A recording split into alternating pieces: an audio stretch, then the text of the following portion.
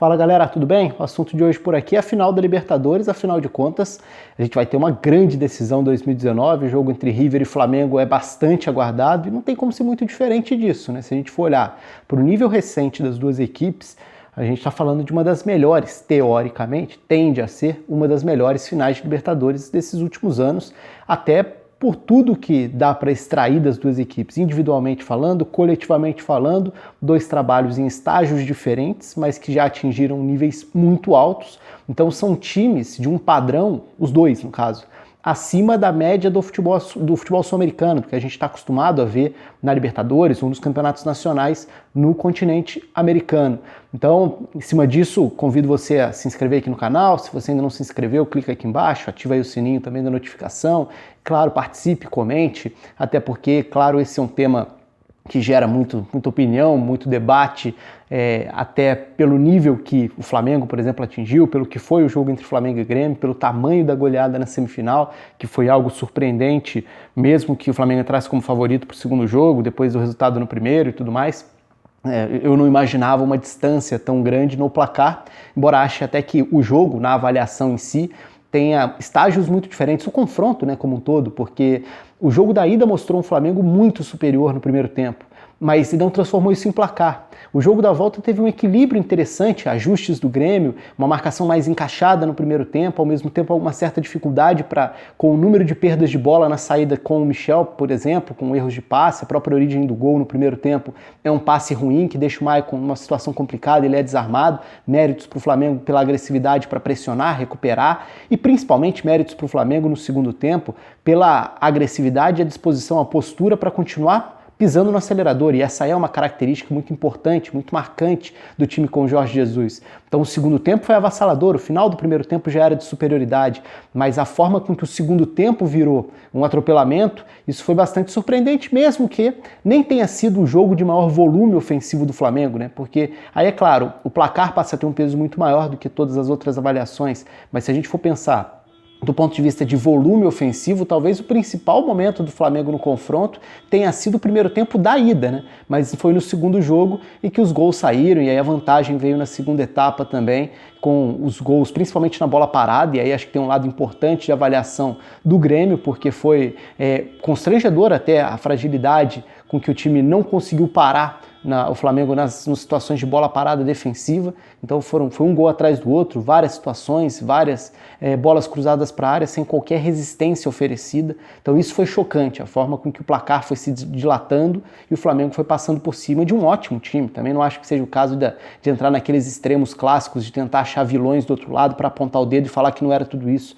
O trabalho do Grêmio nesses últimos 3, 4 anos é muito bom. Então isso só aumenta o mérito do Flamengo ao passar por cima de um adversário desse nível. E aí, quando a gente volta para o contexto da final, além de um River que acabou de eliminar o Boca, além de um River que é o atual campeão, batendo o Boca na final do ano passado, então até quando eu falei das melhores, dessa ser uma das melhores finais dos últimos tempos, eu estou me referindo muito à questão do que o campo pode mostrar, porque uma final entre Boca e River é algo quase incomparável do ponto de vista de uma decisão continental.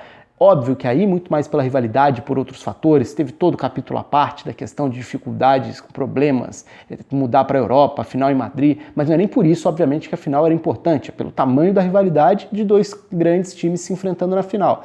É um pouco diferente quando a gente fala em Flamengo e River, não pela rivalidade, obviamente, mas pela grandeza do momento dos dois clubes, olhando futebolisticamente falando, tende a ser um jogo ainda melhor, porque o River é o grande time da América do Sul nos últimos anos. O trabalho do Galhardo levou o River a um nível, a uma maturidade, a uma experiência, um time confortável em grandes jogos, confortável em se adaptar e com uma flexibilidade, uma variação de sistemas, de jogadores, que é muito relevante. E com o desenvolvimento também de outras peças. Então, se a gente olha para o papel que assume hoje o Milton Casco, por exemplo, lateral esquerdo, que tem sido usado nesse segundo semestre em várias funções diferentes, partindo da lateral, ora armando por dentro, ora caindo até pelo lado direito, ora se projetando a linha de fundo, virou uma válvula importante de saída de bola da equipe do River.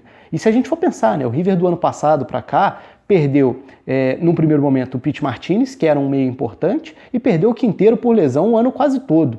E era o melhor jogador tecnicamente falando, em termos de potencial, de capacidade para desequilibrar num lance de genialidade. Então é um River que atingiu um nível que consegue uma consistência nos grandes jogos que é muito relevante. E óbvio que do outro lado está um Flamengo fantástico. É um trabalho novo? De fato, o trabalho do Jorge Jesus tem poucos meses, mas o nível de futebol que a gente tem visto é dos melhores que o futebol brasileiro viu nos últimos anos, e tranquilamente em muitos anos. Não é algo comum ver uma equipe no Brasil jogando num nível coletivo e individual tão alto. Exemplos de times atingindo bom nível coletivo a gente tem. Agora, com a quantidade de qualidade individual reunida que o Flamengo tem, já é mais difícil. Se a gente olha para a escalação, a gente vê vários grandes jogadores. Só que se a gente olha para o funcionamento, a gente vê vários grandes jogadores funcionando e potencializados por um time, e aí tem um mérito muito grande do trabalho do Jorge Jesus. Então são estágios diferentes de trabalho, e eu enxergo muita empolgação dos dois lados, porque a empolgação do Flamengo é bem óbvia, a semifinal, a situação no Campeonato Brasileiro, é claro, o histórico também, né, tudo que carregava essa questão de chegar novamente a uma final de Libertadores, depois de tantos vexames, decepções que o Flamengo acumulou nesses últimos anos, nessa última década. Então é óbvio que a história construída alavanca essa carga dramática e essa empolgação que é natural, e acho que não tem como ser diferente mesmo, porque o nível do jogo recente justifica também. Agora, do lado do River, e aí eu até falo com uma certa tranquilidade, porque eu tenho passado muitos dias recentemente na Argentina a trabalho, então tenho vivido e tenho acompanhado mais de perto as repercussões, a forma do argentino encarar esse momento. A sensação na Argentina também é de que esse River chegou a um nível que talvez seja o melhor da era Galhardo. Isso é muito relevante para um time que já disputou, já ganhou outras competições sul-americanas, né, nos últimos anos, inclusive a própria Libertadores, que chega a mais uma final de Libertadores, mas é bastante impactante pensar que esse time, que esse ciclo aí desses últimos 5 anos pode estar no seu ponto mais alto. Talvez nem tanto em peças individualmente falando, mas em maturidade e conhecimento tático de variações, de entender o seu papel dentro de campo nos grandes jogos.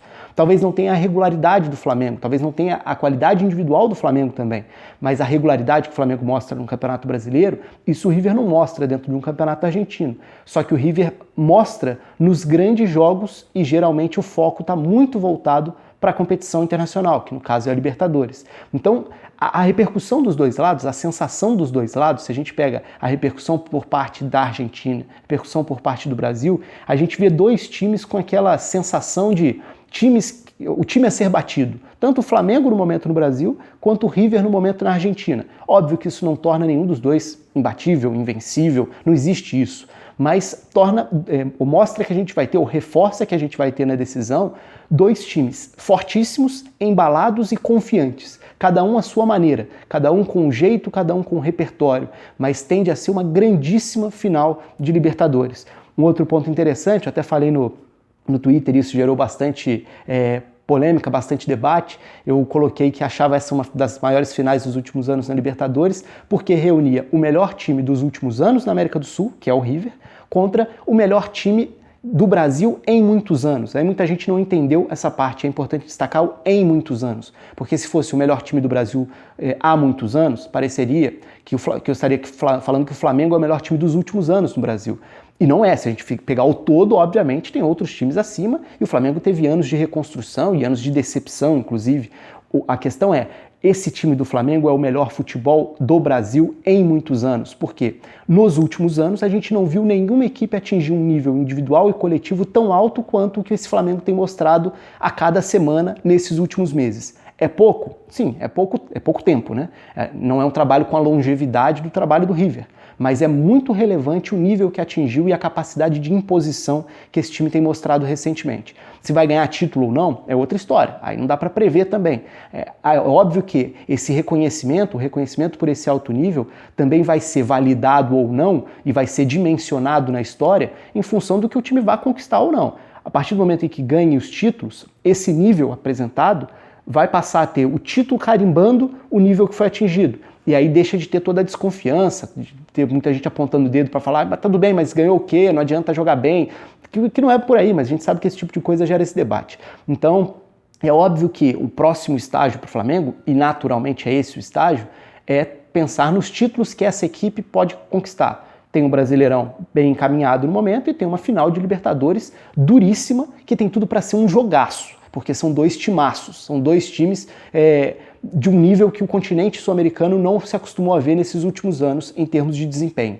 Então, na verdade, acho que tem tudo para ser um confronto muito legal. E aí, voltando à questão do melhor time em muitos anos no Brasil, eu até levantei lá no Twitter e deixo aqui também no YouTube o convite para você deixar aqui embaixo quais foram os últimos grandes times do futebol brasileiro. Eu digo grandes times não necessariamente em título conquistado, porque alguns conquistaram muitos títulos, é óbvio, mas eu digo em qualidade de jogo, tanto a individual quanto a coletiva, de olhar para a escalação e falar, tá aqui um timaço que tem vários grandes jogadores e tá aqui um timaço que tá jogando muita bola em termos de futebol.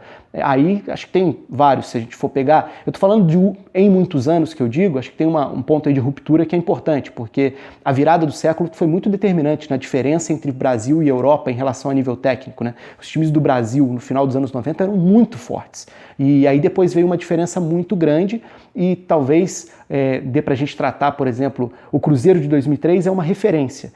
E aí do Cruzeiro de 2003 para cá, quais foram os grandes times em relação à qualidade individual e qualidade de jogo coletivo, de capacidade de imposição? E aí, claro, muita gente vai lembrar o Cruzeiro, bicampeão brasileiro, o Corinthians em 2015 atingiu um ótimo nível coletivo também. Enfim, vá deixando aí exemplos e deixando também se você já considera esse Flamengo atual num nível melhor. Óbvio que muita gente vai colocar isso no comentário e até por isso eu já reforço aqui. Esse Flamengo ainda não conquistou títulos relevantes, mas a gente nesse momento também não está falando da questão só do título, e sim do nível apresentado recentemente. De qualquer forma, tem tudo para ser uma grande final. Eu espero um jogo de nível europeu, se a gente quiser fazer essa comparação, que muitas vezes pega um pouco mal, né? Existe muito essa sede por comparações que geram polêmicas e tudo mais, onde chegaria tal time, ir na Champions, não sei o quê. Eu não gosto muito dessas comparações, mas eu não tenho o menor medo de falar, assim, o menor problema em falar que River e Flamengo é um jogo de nível europeu, em solo sul-americano, porque hoje são dois times que apresentam um grande futebol. Mas deixa aí seus comentários, curta aqui o vídeo, se inscreva no canal, ative a notificação, um abraço a todos e até a próxima.